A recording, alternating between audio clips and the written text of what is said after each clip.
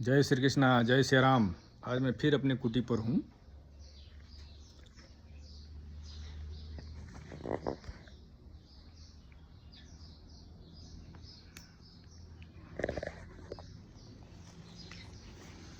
अच्छा, श्रीमद् भागवत महापुराण में एकादश स्कंद का 29वां पाठ है। उसमें उद्धव जी कृष्ण जी से पूछ रहे हैं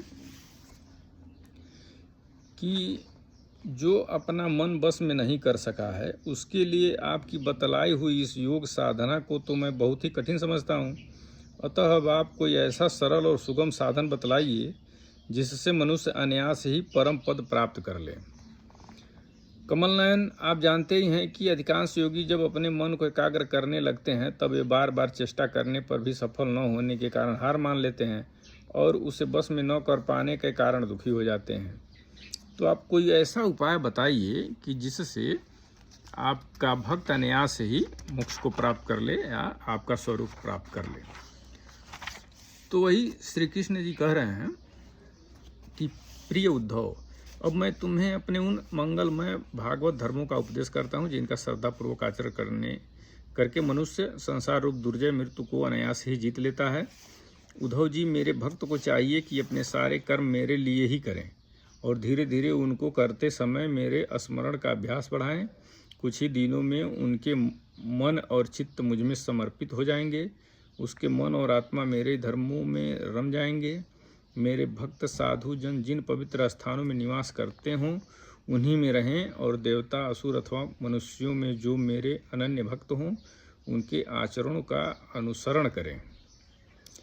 पर्व के अवसरों पर सबके साथ मिलकर अथवा अकेला ही नृत्य, गान, वाद्य आदि महाराजोचित ठाट बाट से मेरी यात्रा आदि के महोत्सव करें।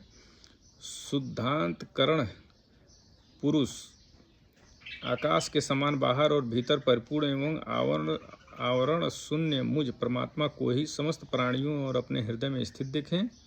निर्मल बुद्धि उद्धव जी, जो साधक केवल इस ज्ञान दृष्टि का आश्रय लेकर संपूर्ण प्राणियों और पदार्थों में मेरा दर्शन करता है और उसे मेरा ही रूप मानकर सत्कार करता है तथा ब्राह्मण और चंडाल, चोर और ब्राह्मण भक्त, सूर्य और चिनगारी तथा कृपालु और क्रूर में समान दृष्टि रखता है, उसे ही सच्चा ज्ञानी समझना चाहिए। जब निरंतर सभी नर नारियों में मेरी ही भावना की जाती है तब थोड़े ही दिनों में साधकों के चित्त से अस्पर्धा, होड़, ईर्ष्या, तिरस्कार और अहंकार आदि दोष दूर हो जाते हैं। अपने ही लोग यदि हंसी करें तो करने दें, उनकी परवाह न करें। मैं अच्छा हूँ, वह बुरा है, ऐसी देह दृष्टि को और लोक लज्जा को छोड़ दें और कुत्ते, चंडाल, गौ एवं गधे को भी पृथ्वी पर गिरकर साष्टांग दंडवत प्रणाम करें। जब तक समस्त प्राणियों में मेरी भावना, भगवत भावना न होने लगे तब तक इस प्रकार से मन, वाणी और शरीर के सभी संकल्पों और कर्मों द्वारा मेरी उपासना करता रहे। उद्धव जी, जब इस प्रकार सर्वत्र आत्मबुद्धि ब्रह्म बुद्धि का अभ्यास किया जाता है तब थोड़े ही दिनों में उसे ज्ञान होकर सब कुछ ब्रह्म स्वरूप दिखने लगता है। ऐसी दृष्टि हो जाने पर सारे संशय, संदेह एवं आप निवृत्त हो जाते हैं और वह सब कहीं मेरा साक्षात करके संसार दृष्टि से उपराम हो जाता है। मेरी प्राप्ति के जितने साधन हैं उनमें मैं तो सबसे श्रेष्ठ साधन यही समझता हूँ कि समस्त प्राणियों और पदार्थों में मन, वाणी और शरीर की समस्त वृत्तियों से मेरी ही भावना की जाए। उद्धव जी, यही मेरा अपना भागवत धर्म है। इसको एक बार आरंभ कर देने के बाद फिर किसी प्रकार की विघ्न बाधा से इसमें रत्ती भर भी अंतर नहीं पड़ता, क्योंकि यह धर्म निष्काम है और स्वयं मैंने ही इसे निर्गुण होने के कारण सर्वोत्तम निश्चय किया है। भागवत धर्म में किसी प्रकार की त्रुटि पड़नी तो दूर रही, यदि इस धर्म का साधक भय, शोक आदि के अवसर पर होने वाली भावना और रोने, पीटने, भागने जैसा निरर्थक कर्म भी निष्काम भाव से मुझे समर्पित कर दे तो वे भी मेरी प्रसन्नता के कारण धर्म बन जाते हैं। विवेकियों के विवेक और चतुरों की चतुराई प्रकाष्ठा इसी में है कि वे इस विनाशी और असत्य शरीर के द्वारा मुझ अविनाशी एवं सत्य तत्व को प्राप्त कर ले।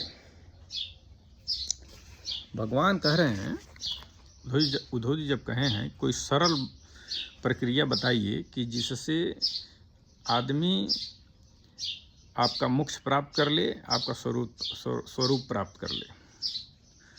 तो कृष्ण जी उद्धव जी से कह रहे हैं कि सारे प्राणियों में मुझे देखना, यानी जितने जीव जंतु हैं सब भगवान का ही स्वरूप हैं, सबके अंदर परमात्मा बैठा हुआ है। यानी सारे जीव जंतु के अंदर परमात्मा बैठे हुए हैं। तो जो आदमी कुत्ता, बिल्ली, पशु, पक्षी, इंसान में समान रूप से भगवान को देखेगा, वह निश्चय ही भगवान का स्वरूप प्राप्त करेगा, उसका मोक्ष हो जाएगा। और जब